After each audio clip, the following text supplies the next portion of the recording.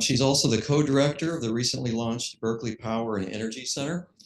And she received her PhD from MIT in electrical engineering. She's currently pursuing a new class of power electronics based on piezoelectric passive components. And so she'll probably be telling us about that today. So thank you for coming, and welcome to the bsac seminars. All right. Thank you very much for the kind introduction. Power electronics have enabled modern life as we know it. Many things that affect our daily lives, where we can go, who we can talk to. These things depend on power electronics for providing the exact form of electric energy that these things need, exactly when they need it. And so here I'm showing an example of some applications for power electronics that we pursue here at UC Berkeley. Now, in an ideal world, power electronics would add negligible size, negligible cost, negligible energy loss to these systems. But in reality, they're often these systems' bottlenecks. The response time of a processor depends on how quickly we can deliver the power that it needs. The battery life of a cell phone depends on how efficiently we utilize the battery's energy. And the pure size of power converters is often cumbersome to applications constrained by volume and weight. Future technologies are going to demand step changes and progress along each of these different fronts. And in power electronics, we often call that pursuing high performance, pursuing a lot of these at once. In my research group, we like to focus a lot on reducing volume, because reducing volume allows us to address a lot of these challenges at once, such as reducing weight, providing opportunity for lower cost, providing opportunity for greater reliability through redundancy, and providing opportunity to provide power closer to the load to give us faster response. Now, when we think about reducing volume and why reducing volume is challenging, let's first think about how a power converter operates. So at its core, a power converter pulls energy in from some sort of source. That can be the grid, that can be a battery. It momentarily stores it in some sort of energy storage components, passive components like inductors or capacitors, and then it sends it to the load in a different form. And by a different form, I'm typically talking a different voltage. And that load can be a battery that's charging. It could be the lights that are on in this room. When we think about miniaturizing power converters, we're interested in pursuing high power density, which is the amount of power that this converter can send to the load divided by the converter's total volume. And for high power density, we also need high efficiency, which is the percentage of power that we pull from the source that actually makes it to the load. The rest is gone to loss. All right. Now, if we take a look at the inside of a power converter, we can see that a large proportion of a converter's total volume is taken up by these passive components. Magnetic components like inductors and transformers are particularly challenging for us to miniaturize. So let's take a closer look at that.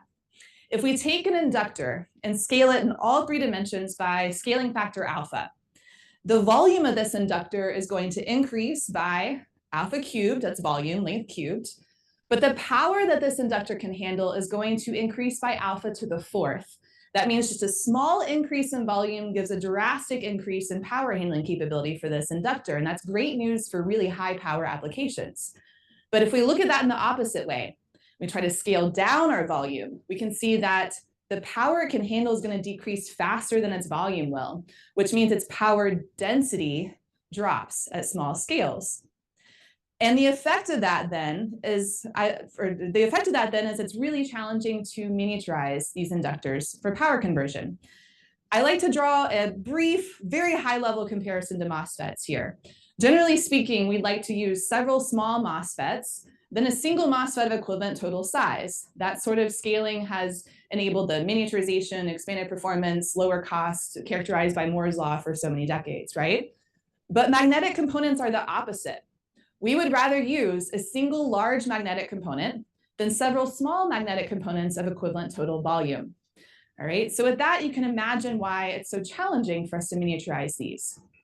So pursuing miniaturization of power electronics is going to require us to think about alternative passive component technologies, some other way for us to store energy in power converters that has a better scaling characteristic than this, all right? One promising alternative is piezoelectric components. As many of us in this audience probably know, when we apply a periodic voltage to the terminals of the piezoelectric components, it induces mechanical resonance in the material, in which the piezo is storing energy and mechanical compliance and inertia here. Now, to a circuit, a piezoelectric component looks a lot like a static capacitance in parallel with an LCR branch. And that LCR branch is modeling our mechanical resonance and loss properties. Now you might say, okay, why would we even start to think about piezos for power conversion? Well, they have really high energy densities. And I'm talking about the energy this component can store divided by its volume. Okay, we estimate 3 orders of magnitude greater than magnetics. They also have extremely high efficiency capabilities. They have quality factors on the order of thousands, tens of thousands even perhaps. And that translates directly to good efficiency for us. Now, other reasons why we might be interested is they have really planar form factors. They provide opportunity for galvanic isolation. They could be more amenable to batch fabrication or perhaps even integration. All of these are challenges for magnetics. But there is a catch to all of this. Piezos are not productively compatible with existing power electronics solutions. They're not a drag and drop replacement. The circuit topologies we developed, wouldn't exactly desire the sort of equivalent circuit model we showed for the piezoelectric component for high efficiency.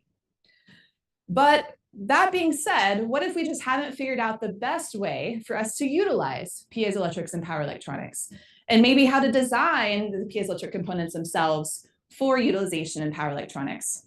So that's exactly what we're going to look at today. How can we reimagine power electronics for piezoelectrics? And how can we design piezoelectrics specifically for use in power conversion? And then what does that enable in terms of miniaturization when we combine all of that together? All right. So we already know that if we use an existing power converter topology, the circuit, the control, with a piezo in it, it's going to give us pretty limited performance. There are research groups that tried that even several decades ago. So we're going to throw everything we know about traditional power electronics out the window just for a moment and start with a completely clean slate here. And then we might say, okay, what would we like to have in a piezo-based power converter? Well, if we believe a piezo-based power converter is our route to miniaturization, we'd like to build it without any magnetic components. By the way, there's some seats up here if anyone wants to come. We'd also like it to be capable of high efficiency behaviors like soft charging of the piezo's capacitance. So if we assume a source load system that looks a lot like this you see here, by soft charging the piezo, what we mean by that is we always want to resonate its voltage to the next stage in the circuit before that stage begins. That way we can reuse the energy stored in that capacitance each cycle rather than lose it. A very similar concept applies to our switches and power converters. And so we would also like to resonate the energy stored in a switch's capacitance off of that switch before we turn the switch on so that we can reuse the energy stored in that capacitance rather than lose it.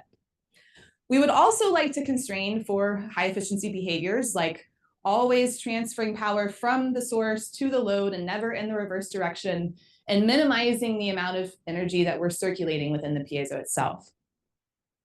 Now, besides being efficient, this converter also has to be practical. So we'd like to be able to create it with practical switches, and we'd like it to be capable of a wide voltage conversion range, which is something that's realistic for power converters. So keeping all of that in mind, we can start to enumerate potential ways we could connect a piezo in a source load system. So again, this source load system could be grid and battery, it could be lights, something else charging, and then we have our piezo. We're not thinking about switches yet. We have what we call connected stages in which the piezos, there's energy transfer happening between the piezo and the source and or the load. Okay, this is when we're connected to our outer circuit. You can see there's a lot of different ways we can do this. We're kind of cycling through them here. We can also short the piezo's terminals to create what we call zero stages. And zero stages are helpful for transferring energy between the mechanical states of the piezoelectric component. We could also leave the piezo's terminals open circuited. And that allows us to transfer energy between the piezo's mechanical states and that terminal capacitance so that we can resonate energy on and off that terminal capacitance. Now we can take all these stages, string them together to create what we call switching sequences. This is the sequence of the stages that the converter is going to cycle through over and over and over again. And so what we show here is an example of one such sequence. It's got energy transfer stages such as stage 1, stage 5. It's got a 0 stage. It's got open stages in between each of those for resonating that terminal capacitance. This is more complicated than we're typically used to in power electronics, but what's exciting is that it's capable of all of these desired high efficiency and practical behaviors we said we wanted. Okay, so there is a way that we could build a power converter around a piezoelectric component in a way that gives us those high efficiency and practical characteristics. Now you might say, okay, but how does this thing actually work? I like to visualize its behavior with a pair of state planes. Okay, so here we're going to plot one of the piezo states against another. And we're going to look at how those states change with respect to each other throughout the cycle. So on the left here, we've got IL versus VP. IL is the modeled resonant current in the LCR branch of the piezo. VP is the terminal voltage. This state plane gives us context into how the piezo is interacting with the source load system. During each of these vertical lines here, VP is fixed. And so that's a connected stage. We're connected to our source load system. Each of these arcs here are our open stages. And you can see we're resonating energy between the LCR branch to or from that terminal capacitance CP. And what's important here is we can show that if we're always reaching that VP level before the next stage begins, we achieve soft charging, which was one of the characteristics that we said we needed for high efficiency. We can also show that we're achieving soft switching, which in this case was turning on S1 here with no voltage across its capacitance there. And then we can look over to the left at our IL versus VC state plane. These are the two mechanical states. They are resonating with each other throughout the entire cycle. And so you can see that state plane looks a lot like a circle, right? So we can look at that and we can ensure that we're not using any extra charge circulation here, but we can also take the piece of the pie that each stage comprises to calculate what our switching times in our power converter would need to be. Now, these state planes translate directly to our time domain waveforms. So what we would expect to see when we actually build this power converter and run this power converter in the lab, for example. And what you can see here is that these time domain waveforms have all resonant transitions, which is a very good thing for power converters. And you can see that we've got all positive instantaneous power transfer from our input and output current here. And of course, you can see the resonant states, IL and VC, continuing to resonate with each other. So all of this corresponds together. Now, when we actually go to build one of these power converters, here we have an example here with a pretty large piezo mounted in a very arbitrary way. We're able to control in open loop for this exact switching sequence, these exact time domain waveforms that we said we wanted. And because of that, then we're able to achieve really high efficiency with this piezo-based power converter, okay? So here we have a plot here of efficiency versus power for a few different voltage conversion ratios. And if you're in power conversion, you know why that's important. We often don't have a single input voltage or a single output voltage. Being able to vary is really important. But what you can see is we're capable of 98, 99% efficiency, regardless of what that voltage conversion ratio is. And so this is still the highest to date efficiency achieved with a magnetic-less piezo-based power converter. Now we can also extend a lot of these concepts to piezoelectric transformers. Piezoelectric transformers are essentially multi-port piezoelectric resonators where we've got, we could have multiple ports on the same component. We could have two components merged together here. They give us all of the same benefits of a piezoelectric resonator, but with the added benefits of a voltage transformation, an inherent voltage transformation, as well as potential for galvanic isolation. So many power conversion applications have to do with really high voltage or, human interaction. And so we don't want to have exposure of high voltages to humans, especially, but also for different subsystems that can't handle it. And so these isolated components are really, really helpful for that. Now, one drawback to a lot of these switching sequences here is they require more complex control than we're used to in power electronics. Now, one argument is that, well, today with our digital control capabilities, we can handle that. We can manage more complexity today, which is true. So here's some work done with my postdoc, Dr. Mustafa Tahomi here, has gone through the process of figuring out a simpler way to get all of these same high efficiency behaviors and how we would control that in closed loop for whatever the load does or whatever a startup transient might be happening here. It requires a combination of a few different control techniques, which we show here with modulating frequency, phase shift, and dead time, but all of that it can be implemented in a very robust way. Now we also might say then, okay, that's designing the power converter around the piezo, but instead of dealing with this complex control, could we directly replace a piezo with a magnetic component with a piezo?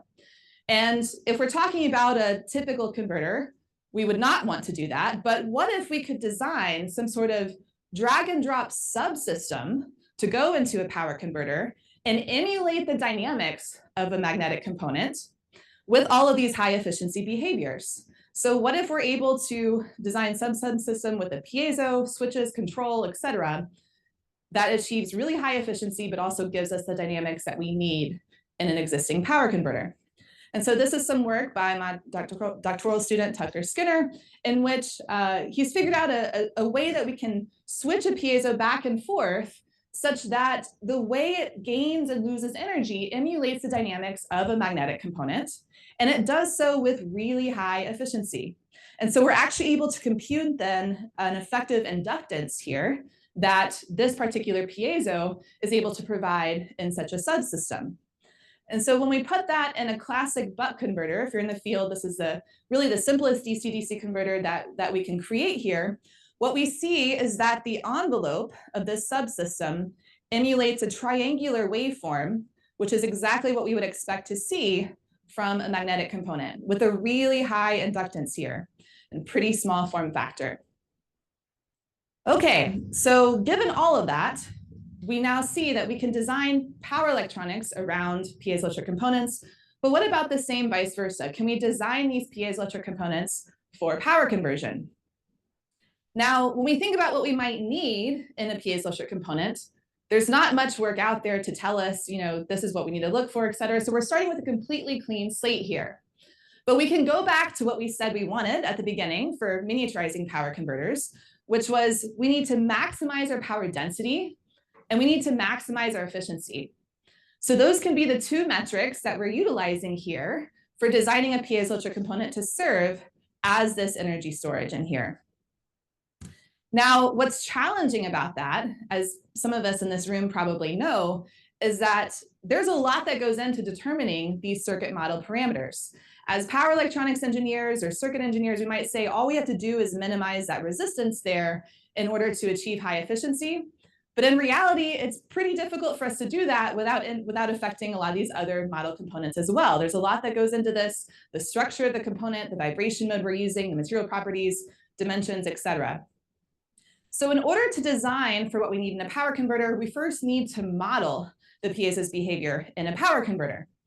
And so typically we might say, okay, if we're interested in reducing loss, we need to model the modeled resonant current here, IL, that's going through the resistance here, like an I²R loss. But in reality, it's pretty difficult for us to estimate that. Even if we take the fundamental, the voltage across it, divided by the impedance, et cetera, it doesn't give us an exact approximation there because the fundamental changes so much with respect to power and what we're doing here, as does the frequency. But wait a second. We know we have a really high quality factor piezoelectric component here, which means we can assume this current is sinusoidal, all right, dominated by its fundamental frequency. We also know we have somewhat of a complicated switching sequence that is fully constrained for its high efficiency behaviors. So that means we know the exact amount of charge displacement that has to happen during all of our connected stages, our energy transfer stages. And we know the exact amount of charge displacement that has to happen during all of our open stages. These are our resonant stages, which means we can sum up what's under this sinusoidal curve here to calculate its amplitude, to give us a simple analytical expression for what we call the amplitude of resonance is, the amplitude of that sinusoidal IL curve. It's a function of which switching sequence we're using, what are our piezo's parameters, but also what is our converter operating point. Now, when we think about how should we design a piezoelectric component, we look at this model. We don't have a lot of design freedom when it comes to the switching sequence. We would like to choose one that's really high efficiency. We don't have a lot of design freedom when it comes to the operating point because we're going to assume our application's telling us that, right? If we want 5 volts, we want 5 volts. But if we look at our piezo parameters, this consists of both material properties, which, that's kind of a function of which materials we can get today, but it's also a function of these geometric dimensions. That is something that we can change as the piezo's designer, all right? So if we take a piezo's dimensions, let's see what we can do with this model in terms of optimizing its behavior for a power converter.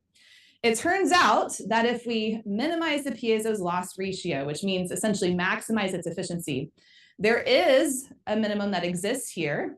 And what's beautiful is everything about the switching sequence and operating point fall out of that minimum. It's a function of only material properties. It's the quality factor and the coupling coefficient, which of course we know has to do with fabrication as well. But point is, it's something that we can shoot for in terms of a figure of merit and something we can use to choose piezoelectric materials. What's also helpful then is that minimization with respect to some sort of geometry term now gives us a geometry design guideline for how to design the piezo for what the power converter needs at a certain operating point. If you want 5 volts, 20 watts, okay, here's your piezo dimensions for that, for achieving maximum efficiency. In addition to that, we can also optimize for power density using this model. Okay, so in this case, we're maximizing either energy out divided by volume, so it's essentially power normalized to frequency there, power density normalized to frequency, or power for a given footprint area, if that's something our application's more interested in. And the result then is another maxima here that is a function of only material properties, and this other mysterious term here, maximum IL naught, which is a normalized amplitude of resonance that we'll get to in just a moment. But what's helpful then is this is now another figure of merit we can use to choose our piezoelectric materials and vibration modes based on what we need for power. And another geometric design guideline here for optimizing the design of this piezo for density and power. And what's really, really exciting here is that these two geometry conditions are independent, which means we can satisfy both of them in a single piezo design, which is really useful for being able to get the miniaturization that we want.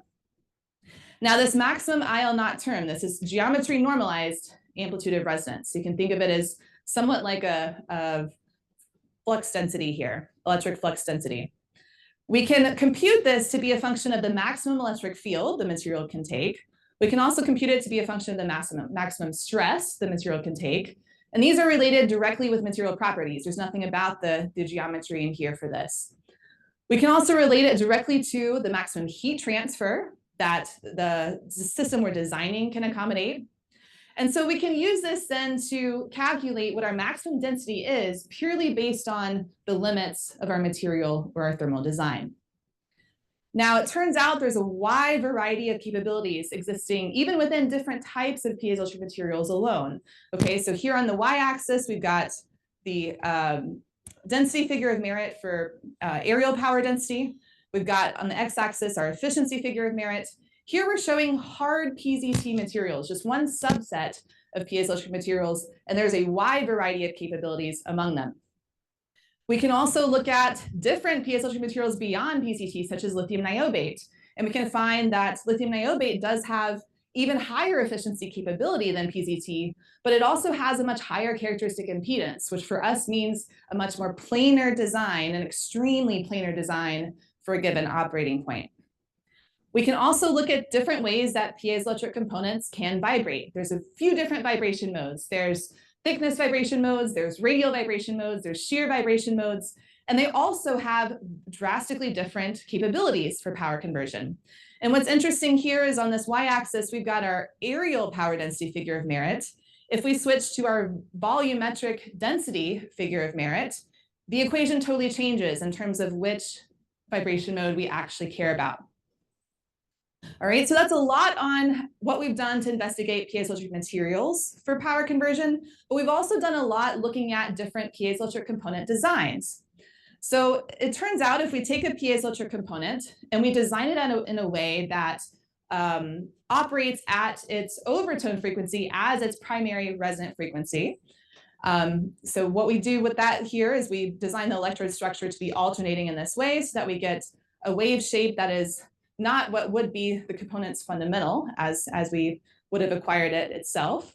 We're able to get, well, before we get to that, we're able to get results here that resemble what if we had taken this piezoelectric component, diced it up into many small pieces, and parallelized all of them together, which we know is a good thing for density here because we're going down in size.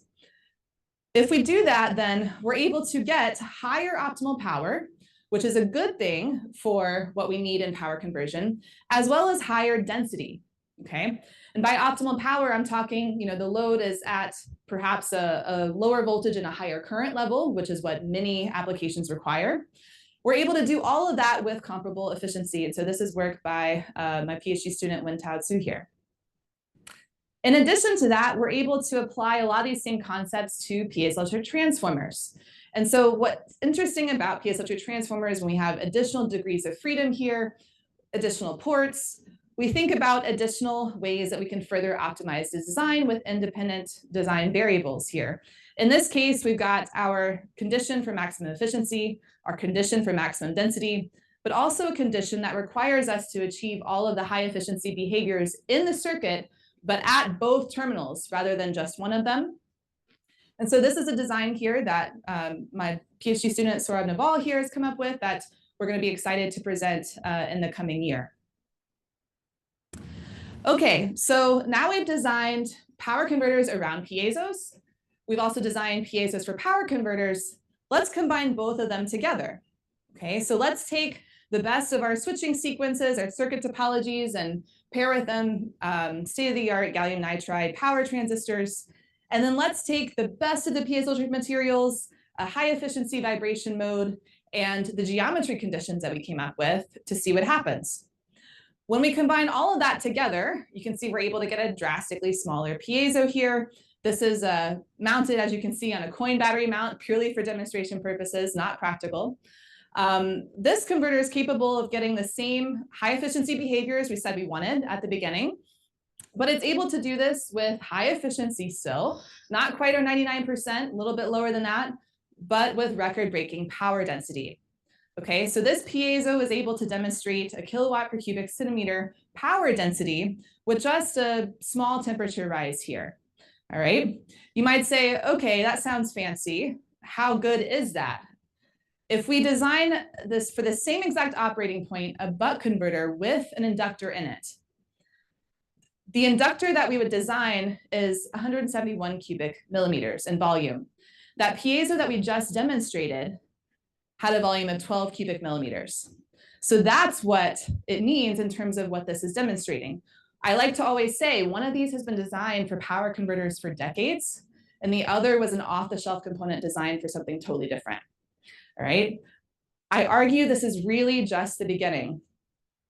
If we take this framework, this design framework that we've developed, and we scale a piezo in all 3 dimensions by scaling factor alpha, its volume is going to change by alpha cubed, but the power it can handle is going to change by alpha squared. That means as we go down in volume, volume is going to decrease faster than power can, which means power density is fundamentally rising. That means if we take this back to our comparison to MOSFETs, we would rather have several single piezos than a single piezo of equivalent total volume. And that sort of scalability is exactly what we need for miniaturization of power converters. So with that, I'd like to conclude that we can design piezo-based power converters for high efficiency and density with no additional magnetic components. So we can design this from a circuits perspective. We can also design piezos for power conversion using material figures of merit, geometry conditions, and new structures. And the resulting capabilities scale favorably in size for converter miniaturization. So the ultimate conclusion here then is that piezos are highly promising next generation alternative passive components for power conversion. Before I wrap up, I'd briefly like to acknowledge all the students in my group. They're the ones that are students and postdocs, excuse me. They're the ones doing the hard work here, as well as our supporters. And with that, I'd be happy to answer any questions.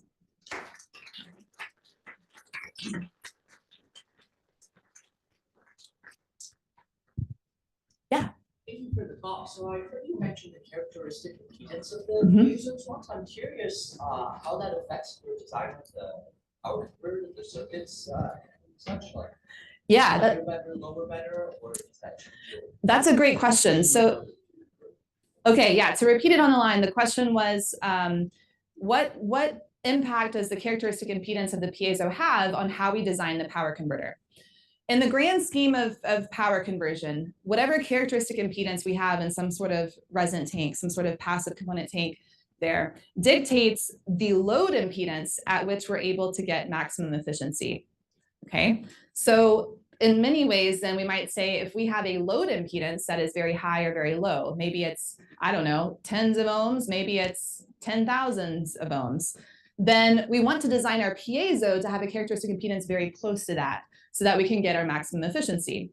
Now, in the grand scheme of power conversion, piezos have a very high characteristic impedance, which today limits them to certain application spaces with high voltage and low current.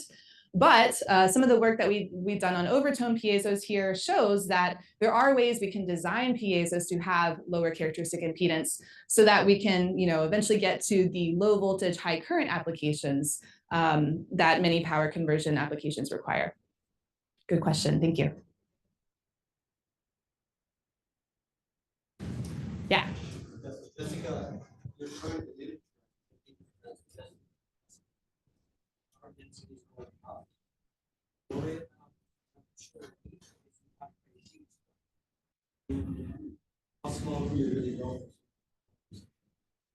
Yeah, great question. So, oh yeah, thank you. Thanks for reminding. So the question was, as we're going to higher and higher power densities, do we start to become limited thermally? How high can we really go based on this thermal limit or other limits, et cetera? So what I can say is that this sort of scaling for certain operating modes still considers an areal thermal density.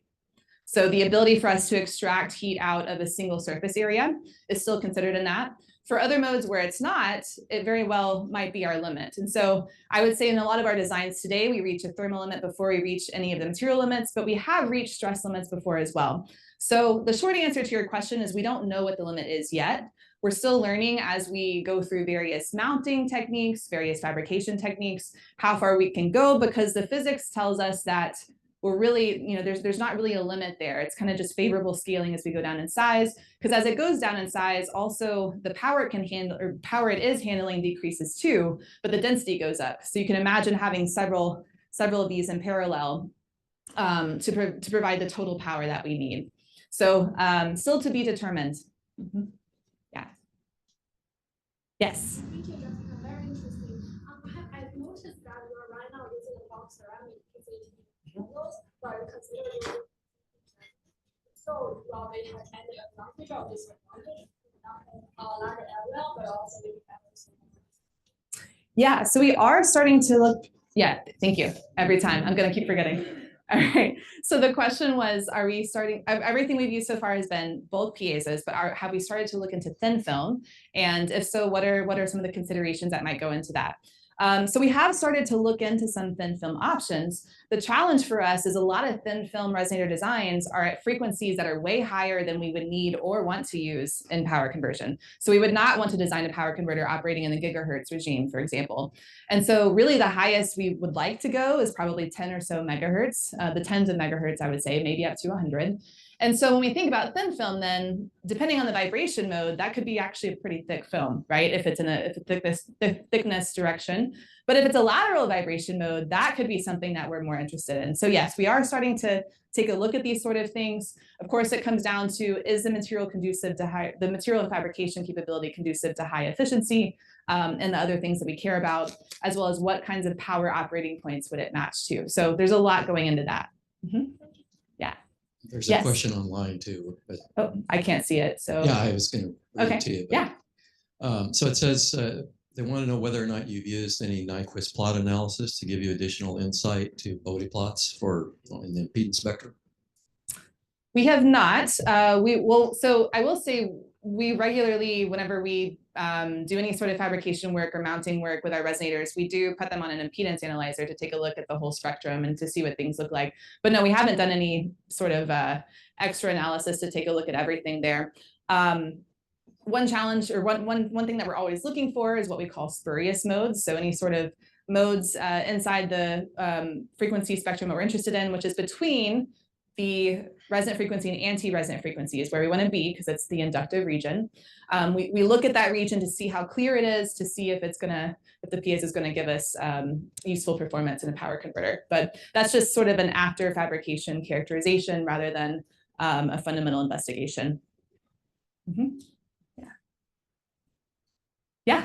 How sensitive this is like performance refers to variations in the geometry. So because I assume like for getting smaller, right, there's some tolerance on like dicing size of case or like the actual geometry. Is that comparable to the mismatch you might see in like points of the traditional capacitors or? Yeah, so I would say this is also something that we are still looking into, is how different aspect ratios in particular start to affect things. But also, as we get smaller and smaller size, how we're anchoring or mounting the component becomes more and more relevant.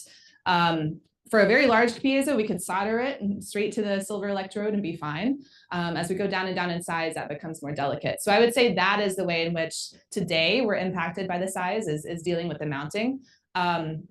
Still a lot to look into in terms of once we're actually fabricating ourselves and how different tolerances affect things later on. Mm-hmm.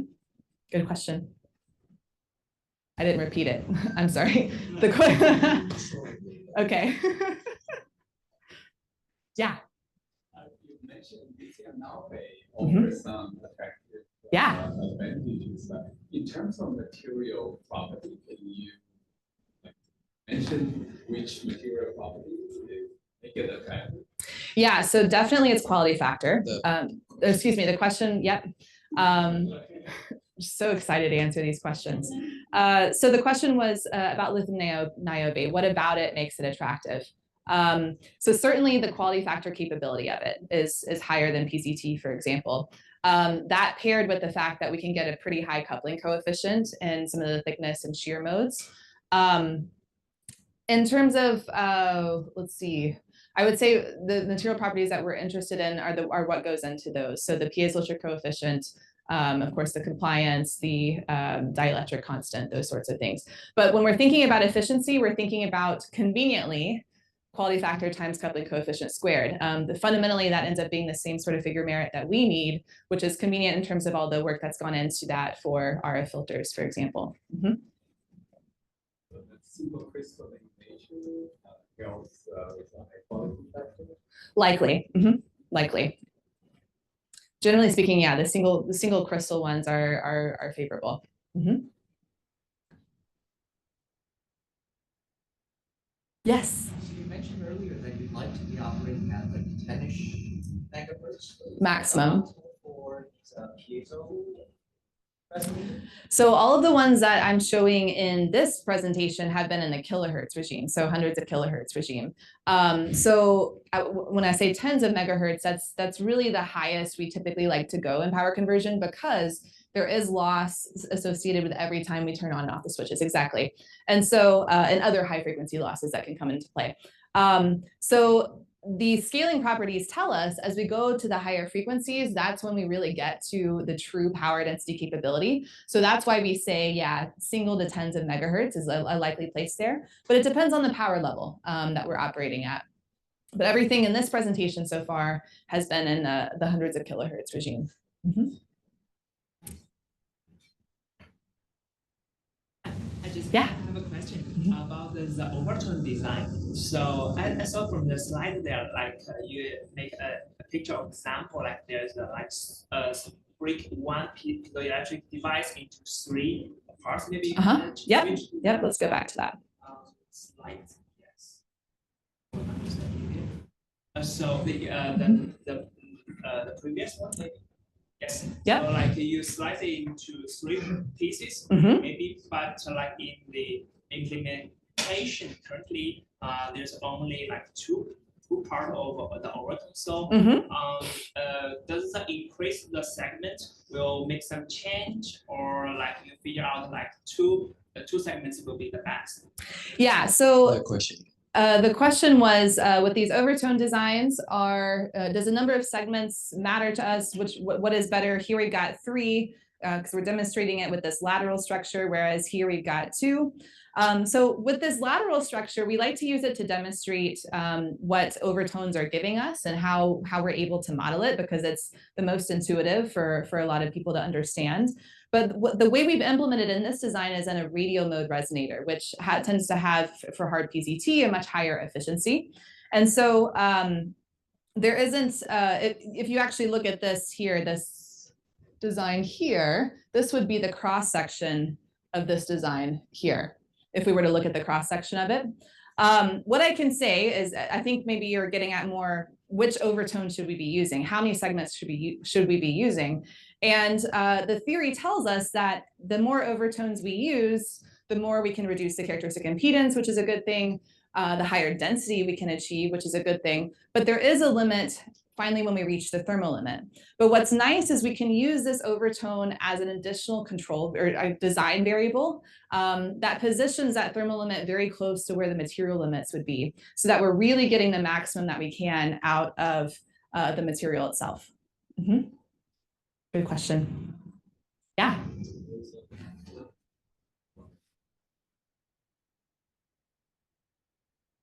So the question was, is mechanical coupling with other circuit elements a concern?